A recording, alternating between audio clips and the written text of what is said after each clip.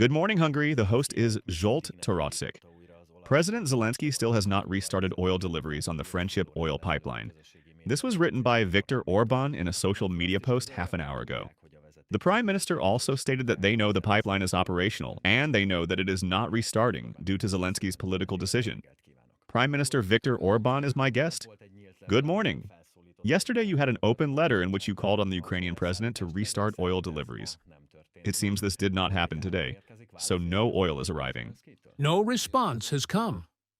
Well, our ambassador was summoned, and they said all sorts of things there. But I don't consider that a response that can be taken seriously. No response addressed to me personally has arrived. When this interview is over, I will immediately hold a phone consultation with the Slovak Prime Minister to coordinate further joint steps, because we must in any case achieve that Zelensky opens the pipeline and oil starts flowing again to Hungary through the Friendship pipeline. What further steps might come into consideration? The Slovaks already cut off electricity supply earlier. What is conceivable either as a joint step or from Hungary alone? When a country is attacked, and we have now been attacked, placed under an oil blockade, not yet targeting our people or our cities, but our economy has been targeted. Because if there is no crude oil through the Friendship pipeline, it will result in economic chaos. First of all, petrol prices will rise to around 1,000 forints. We received a situation assessment from MOL's experts. That's what this is about. And then this causes price increases in the economy that completely disrupts normal functioning. It is no exaggeration to say that chaos could develop. We are currently under attack, and in such cases, protective measures must be taken. We started with the simplest. If you don't give us oil, we won't give you diesel. The second step could have been, if you don't give us oil, we won't give you electricity. We supply a lot of electricity to Ukraine. But on the other side of the border, there are also Hungarians living, so we set that tool aside for the last resort. Then we said, if you don't give us oil, if Zelensky doesn't give oil, then we won't give money. Or even if it wasn't us giving that money but our contribution is needed, then we will veto it. That 90 billion euros, which is a loan that managed to bail out Hungary. But even so, our contribution to the loan is needed. We will stop it. And this has happened. Then we said, if the oil doesn't come, then the 20th sanctions package against Russia, which is just about to be finalized in Brussels, will not be finalized. We said, if oil doesn't come, then we will not support a single measure in Brussels that is important to Ukraine, and there are quite a few of those, and several of them require Hungary's contribution. That's where we are now. Aren't these responses too harsh? Because on Monday, that was when Péter Szijjártó announced the blocking of several measures. EU foreign ministers criticized this decision with incredible criticism and very, very blunt words.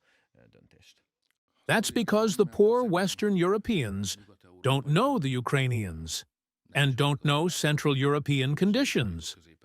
They believe what Zelensky says, which is an obvious lie, that there are technical reasons why the oil can't come. And they believe that, over there, it's still a somewhat naive world. When a Ukrainian tells us something, we say, check it 3 times. We advise them of this too, and they calm down. We said, all right, but then let's go together and take a look. But the Ukrainians are so far unwilling. They are unwilling to receive an investigative fact-finding mission. So I think the Western Europeans are starting to wake up, and day by day, more of them are realizing that the Ukrainians are lying. President Zelensky is lying. He is not telling the truth. There is no technical obstacle whatsoever to restarting oil deliveries toward Hungary. You used the expression, aren't these countermeasures too harsh? Well, those of us who live in this corner of the world, we know that the Ukrainians are capable of anything. It was not without reason that I had to deploy soldiers to critical energy facilities as well, so that together with law enforcement, civil defense, and the police, They guard our key facilities. Let us not forget that it was the Ukrainians who blew up the Nord Stream. The Nord Stream ran outside Ukrainian territory and was owned by multiple German companies, essentially in German ownership. So Ukraine is a country that is capable of blowing up the fundamental infrastructure of a German country's energy supply and economic functioning on the open sea. State terrorism. That is what we are facing, so let us not misread the situation. And when we take steps, let us not underestimate the seriousness of those steps, because the Ukrainians are the kind of people you can only talk to this way. This is what I have learned over the past 4 years. Are there also specific pieces of information on the basis of which the reinforcement of critical energy infrastructure protection had to be ordered? Because on the other side, the opposition says this is scaremongering. And there were even those who hinted, Peter Magyar, for example, that the government is preparing a false flag operation. To Peter Magyar, because I suggest the opposition study the facts, let me repeat. Germany is a country of 84 million people, not 10 million like Hungary. And its army is as large as ours, and its economic power is also much greater than Hungary's. Yet the Ukrainians dared to blow up the Germans' Nord Stream and thereby cause disruption in the German economy. So these are the people we are facing. What the opposition says is a fairy tale. What Tisza says, what Peter Magyar says, exists because the Ukrainians are paying him. Let's speak plainly. So the Ukrainians have infiltrated Hungarian politics. We have precise knowledge that they are financing the Tisza party. The Ukrainian trip of the Tisza party president was organized by a well-known, or rather, by Hungarian intelligence services identified and known, spy. That is, a spy working for the Ukrainian authorities and state organized it. So the Ukrainians are neck-deep in the Tisza party, which I understand, by the way, even though I don't consider it a friendly step, because what they need is a government after the elections that, unlike the current national government, will be pro-Ukraine. So I understand that the Ukrainians are working to ensure that Hungary has a government that will detach Hungary from Russian oil, that will give money to Ukraine, or at least not block the flow of money from Brussels to Ukraine, and will ultimately join the ranks of the war-supporting countries. Because across all of Europe, except for us and the Slovaks, and now there's also a change in tone with the Czechs, everyone speaks about the war as if it were our war, as if it were the war of the Western Europeans. And in their minds it is, but not in ours. We feel sorry for the Ukrainians. We understand what is happening. But this war has nothing to do with us. We are not participating in it. We will not allow ourselves to be dragged into it, pulled into it. We won't give weapons, and we definitely won't give soldiers, because that moment is not far away either. So one must keep one's head now. Never has the danger of war been as close to Hungary as in this current period. We'll talk more about this too, but if we've looked at the national security aspect of this dispute, let's look at the energy security aspect as well. Because there is also the question of what the Croatians will do.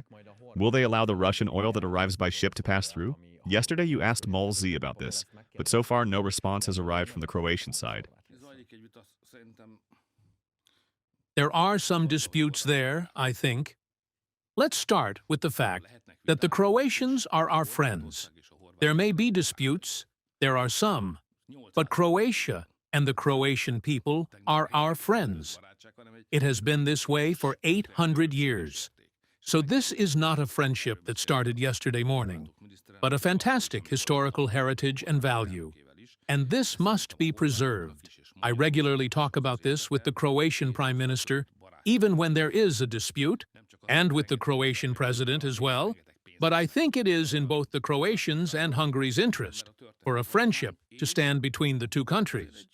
Not only because enormous numbers of Hungarians go there on holiday and bring enormous amounts of money to Croatia, but because of the historical tradition and because there is a significant Croatian minority living in Hungary. Perhaps their numbers are not that large, but they are well-organized, strong, very likable, and very serious people. So about the Croatian community living in Hungary, I can only say the best things. So despite every conflict, alongside every dispute, we must strive to ensure that the Croatian-Hungarian historical friendship endures. From the Croatians, we are not asking for something. Rather, we expect the Ukrainians to fulfill their contractual obligations. So the situation today is that if a MOL tanker ship arrives at a Croatian port, the oil must be unloaded from the tanker ship and pumped through a pipeline up to Hungary. This is not an option for Croatia, but an obligation. They cannot simply not deliver this oil up to Hungary. This is a different pipeline. The Hungarian oil supply system looks like this.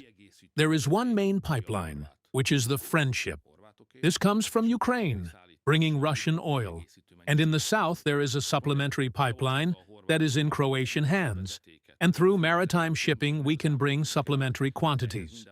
The Croatians have a proposal to make this pipeline the main one, which we are. This is a dispute with the EU jointly. We agreed to test this capacity, and then we'll see what is true and what isn't. For now, from Hungary's security and energy security perspective, we see this as a supplementary option. But the reason you need two pipelines, one main and one supplementary, is so that if one has a problem, the other operates. That is why I consider the program announcement of the energy politician of Tisza, headhunted from Shell, to be dangerous, who says we must detach ourselves from Russian oil, when we will be hanging on a single pipeline and will be at the mercy of whoever holds that pipeline in their hands. You see, diversification, we use this expression often, means that we broaden and increase the number of our supply options. If I cut a functioning pipeline, say the Friendship, I haven't diversified, haven't broadened, but narrowed. So I don't even understand why Tisza's energy person, who came from Shell, talks such nonsense. Unless it's because the moment oil stops coming through the Friendship pipeline, and the Croatians don't allow Russian oil through, then we have to buy a different type of oil, say, from Shell. And there is another question here, the price. Nobody disputes that if something can come by pipe, it is obviously cheaper than if it has to be brought by ship, unloaded, and pumped over. But you were talking about a petrol price of 1,000 forints if oil does not continue coming through the Friendship pipeline. The opposition, however, says this is just scaremongering, because in neighboring countries that have detached themselves from Russian energy, the price of petrol is the same as in Hungary. Scaremongering or reality? The situation is as follows. Every morning, my day starts by reviewing the intelligence reports, and those always include economic data. And for years now, the state of the energy market has always featured in them, and energy prices, especially crude oil. Yesterday's report stated that Russian oil is $13 cheaper per barrel than Western oil. But if I also factor in shipping costs, one by pipe, the other by tanker, then this price difference rises from 13 to 20. I don't want to get into such a numbers war. In Hungary, there is a serious company that is the unquestionable expert in energy, and that is MOL.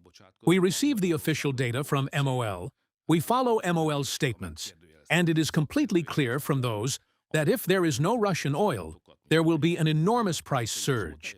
There will be a petrol price of 1,000 forints and economic chaos. But as MOL explains, it's not my job.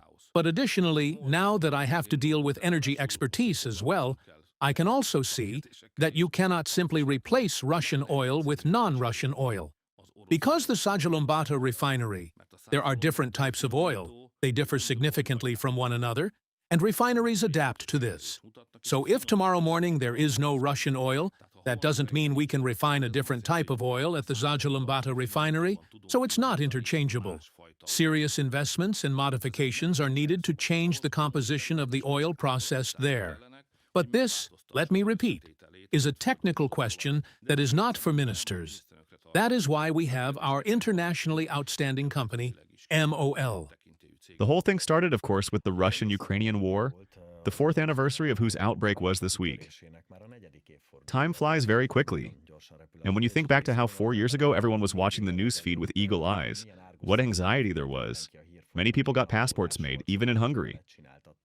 Compared to that, it seems, and it's a bad word to use, but we've gotten used to these kinds of news. Has the sense of danger also decreased in parallel with the decrease in fear compared to 4 years ago? It is in human nature to be able to get used to good things too, and also to learn to live with bad things. And we have learned to live with the war.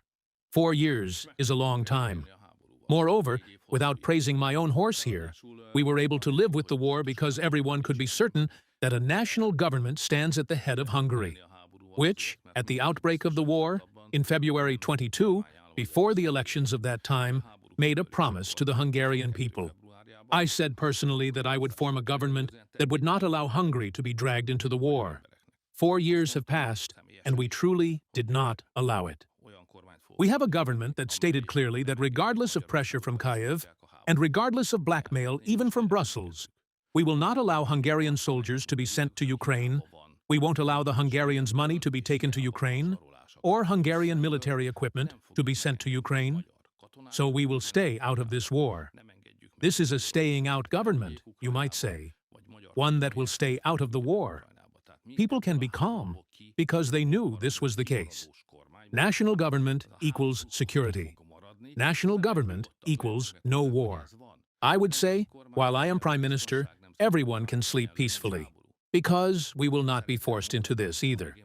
Obviously now an election is coming, which everyone should bear in mind. Now, as far as the war danger situation is concerned, I have to say the following. Since the outbreak of the war, we have never been as close to war as we are now, and the danger of war is growing day by day. This is due to the following reasons. First, the Americans have stepped out of the war actions and the distancing of the Ukrainians. They are continuing their peace efforts, but they are at the end of their rope. The target is beginning to run out, and if there is no solution within a short time, then the Americans will also withdraw from the diplomacy aimed at creating peace. And then only Europe and Russia remain, and the European leaders want war. So the European leaders want to enter Ukraine. 3 or 4 days ago, the European Parliament passed a resolution. I actually carry one of its passages with me. It should be somewhere on me, where it simply states that they urge, the European Parliament urges that a multinational peacekeeping force be sent to Ukraine. So the major Western states of the European Union, excluding, of course, the Czechs, the Slovaks, and us. But the big ones, they want to go into Ukraine. They have decided that they will win this war at the front line. I sit among them. Day after day they say it. Well, what they are deliberating is how they will win the war. And they are determined and resolved that this war must be won. They don't want peace or the freezing of front lines where they currently stand. They want to defeat the Russians. They have a plan for how to do this. It would take too long to break down. They don't want peace or the freezing of front lines where they currently stand. They want to defeat the Russians. They have a plan for how to do this. It would take too long to break down within the time of this broadcast, but I think it is a flawed strategic plan, but it is in any case a plan, part of which is that this war can be won at the front line. So they want to go in. And the fourth thing that aggravates the danger situation is that the Ukrainians want to come into the European Union. The fundamental law, basic rules, Treaty of the European Union clearly states that if any EU member state faces danger, the others must come to its aid. And in a situation where EU leaders already want to go into Ukraine anyway, Ukraine would then join the Union, and the legal basis would be created for them to go in. And the next morning, they will go in. So what I can say is that the next 2 to 3 years make even the most dangerous scenarios probable for Hungary. So here the Hungarian nation, all of us, must focus our energies, and the future government must also focus its energies on being able to keep Hungary outside the war. This is very hard work, very difficult. I am ground between these millstones day after day. And here you need experience, routine, brains. I don't know what words to use here in Pest. So one's head must be in order, one's heart must be in the right place. And it is very important that the country stands united behind the government and the Prime Minister in the intent that we will, in any case, stay out of this war. However, Peter Magyar also says, for example, that he could oppose the People's Party or the European Union on many things. For instance, regarding Ukraine's accelerated accession. Why do you think the current government is the guarantee that this will succeed? Everyone can decide who they believe. I don't believe it. As simple as that. We can see how much pressure there is on Hungary from several directions. How can these plans be prevented with a national petition? Is that a sufficient instrument for this? You see, The Tisza party held a vote on whether they support Ukraine's EU membership. Well, they supported it, so they would say no that way. The petition had to be launched because only the government, only the Hungarian government, says that we will not give the Hungarians money to the Ukrainians. Well, Tisza, DK are constantly urging us to join the ranks of countries supporting Ukraine. How would they want to say no when they are precisely urging us to step up to do so? So that's why a petition must be held to close this question in Hungary. The Hungarians' money cannot be taken to Brussels, whatever the opposition says. And thirdly, how could you say no to the Ukrainians if they are financing you? Well, they are providing very high-value IT services to Tisza in return. Well, they are organizing their campaign. This is not a secret collusion, it is an open collusion. The Ukrainians themselves say that they are working to ensure that Hungary does not have a national government. Well, so much for who can say no.